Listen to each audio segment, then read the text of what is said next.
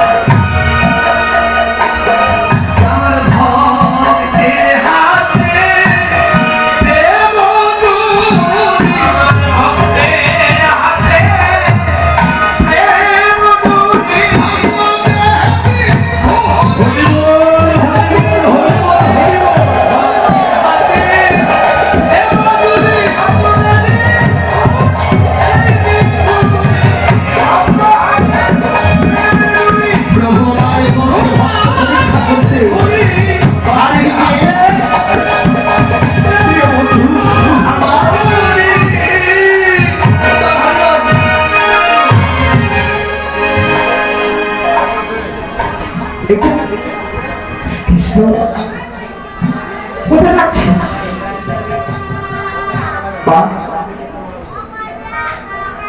এত সুন্দর তুই বাঁশি বাজাতে পারিস?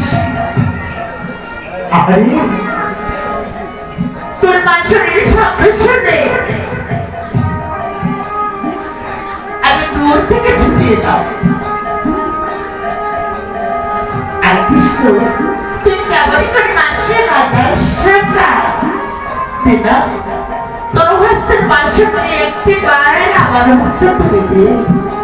আমি যে তোমার মতো বাঁশি বাজাতে চাই।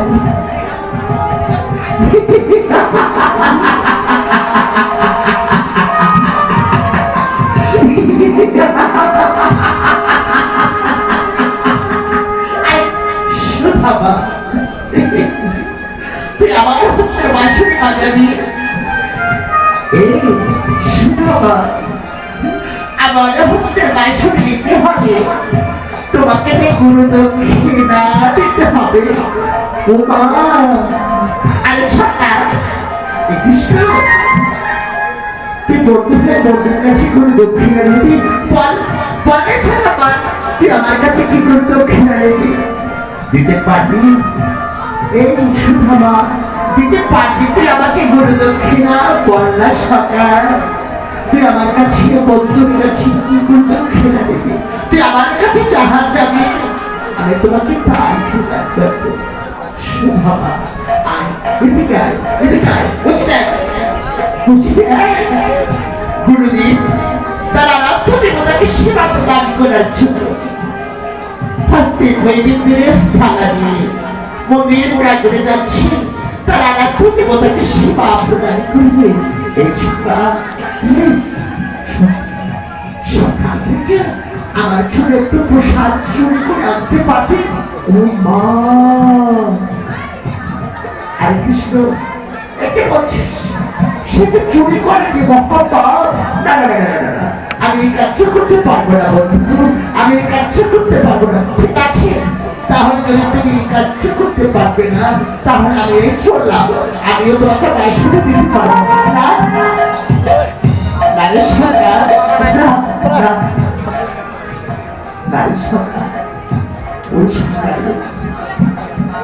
তুই আমাকে যা বলবি সরকার, আমি তাই করবো। কৃষ্ণ, দেখো, আমি এখন যাচ্ছি তোর জন্য চুরি করতে। তুই এখানে থাকিস, আমি আসছি সরকার, আমি আসছি।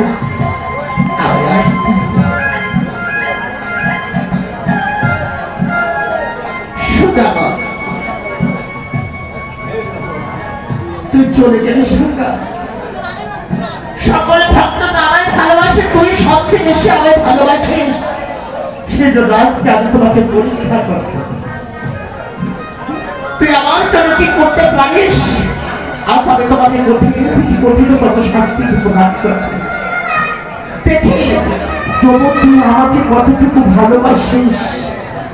এক্ষুনি যাবো আমি গুরুদেবকে গিয়ে বলে দিব যে সুধামা আজ আপনার আশ্রমে থেকে চুরি করেছে, সে চোর হয়েছে।